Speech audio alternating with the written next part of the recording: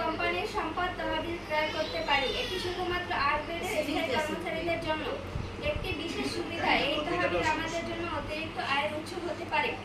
এই offline meeting এর মূল উদ্দেশ্য হলো আমাদের সকল টিম সদস্য বিবিএসজেড কোম্পানি সম্পর্কে কি ভাবছেন তা জানা।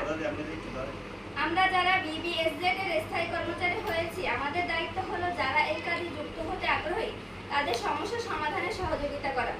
আমরা আমাদের টিমের সদস্যদের উৎসাহ দেই যেন তারা নিজ নিজ সম্প্রদায়ের ইতিবাচক অভিজ্ঞতা এবং কাজের পদ্ধতি শেয়ার করে। এভাবে করে আমরা আরো বড় এবং কার্যকর একটি দল গড়ে তুলতে পারব। আমরা বিবিএসজেড এর ভবিষ্যৎ উন্নয়ন নিয়ে খোলাখুলি আলোচনা করতে পারি। তাই আমাদের প্রত্যেককে বিবিএসজেড এর ভবিষ্যৎ গঠনে একজন সক্রিয় সদস্য হিসেবে ভূমিকা রাখতে হবে। যে কাজই হোক না কেন, আমাদের সকলের চূড়ান্ত লক্ষ্য হলো আরো বেশি টাকা উপার্জন করা এবং নিজের জীবনমান উন্নত করা। বর্তমানে বিবিএসজেড অ্যাপ ইতিমধ্যে বাংলাদেশে অনলাইন বাজার কার্যক্রম শুরু করেছে। সুতরাং এখনই সময় এই সুযোগকে কাজে লাগিয়ে বিবিএসজেড অ্যাপের মাধ্যমে আরো বেশি সম্পদ অর্জনের। আমাদের প্রতি টিম সদস্যের দায়িত্ব